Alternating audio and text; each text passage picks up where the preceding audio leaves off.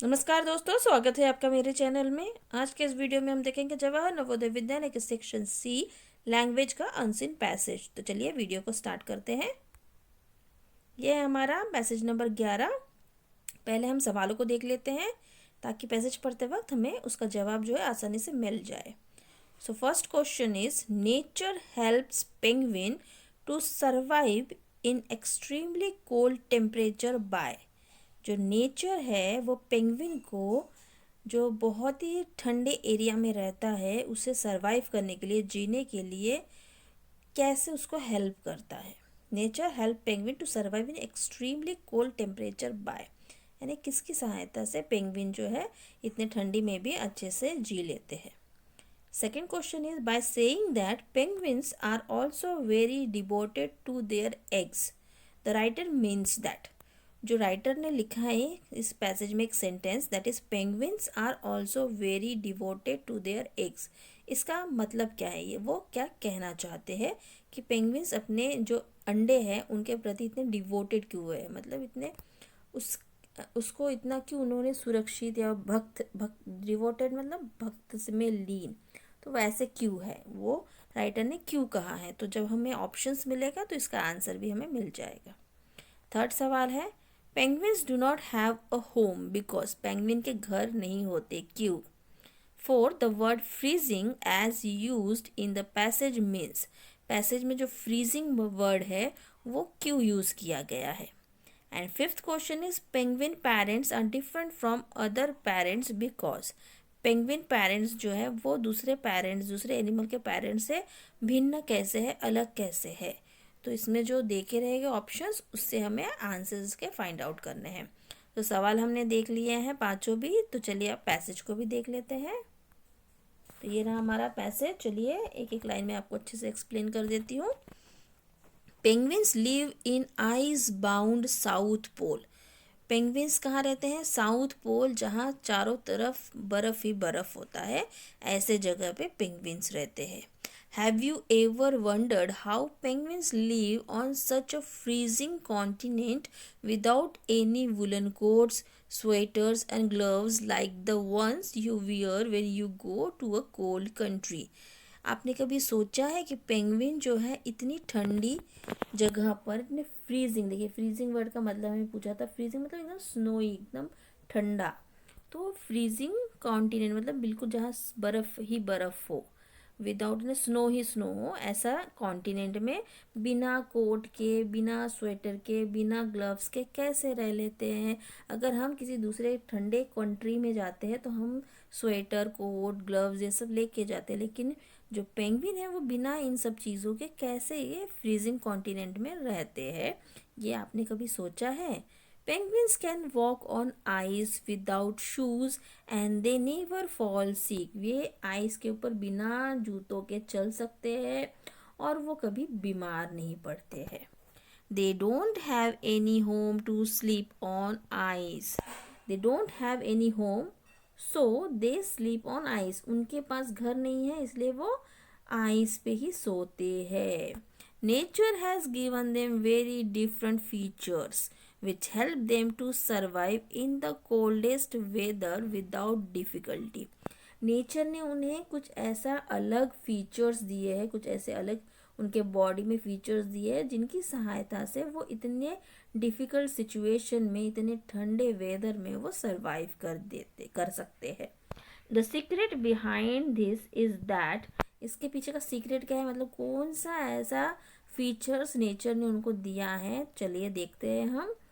That their bodies are covered with a thick layer of fat, उनका body जो है एक मोटा सा लेयर है फैट का, उनके बॉडी के जैसे हमारे ऊपर एक स्किन होती है, लेकिन इनके बॉडी में एक बहुत ही थिक लेयर होता है फैट का, which keep their bodies warm, जो उनके बॉडी को गर्म रखता है।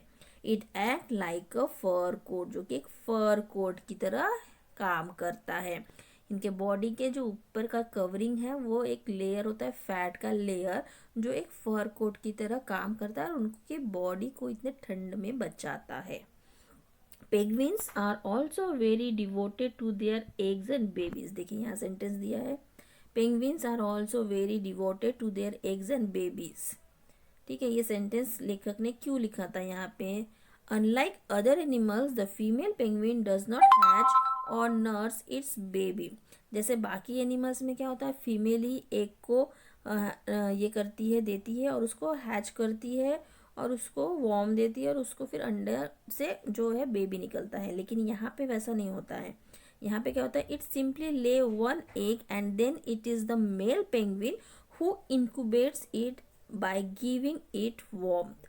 जैसे फीमेल हो गया, वो उसने अंडा अंडा वो देती है, तो उससे क्या होता है, जो मेल होता है उसके बाद मेल उसको गर्म जो वार्मथ होता है वो पहुंचाता है, उसको इनक्यूबेट करता है और उससे अंडे फिर फूट के बाहर बेबी निकलते हैं।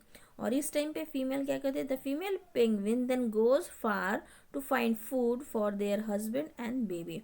और फीमेल पेंगुइन जो होती है वो जाती है फूड के सर्च में अपने बेबी और अपने हस्बैंड के खाने के जो फूड को मतलब ढूंढने के लिए वो यहाँ वहाँ घूमती हैं और फूड को जमा करके वो लेकर आती हैं।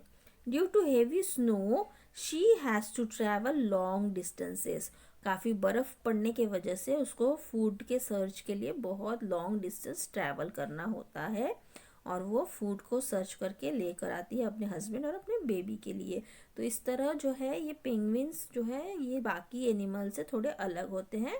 इसमें मेल जो है वो क्या करता है, उसको वार्म देता है, उनको इंक्यूबेट देता है एक को और फिर उससे बेबी पेंगुइन निकलता है।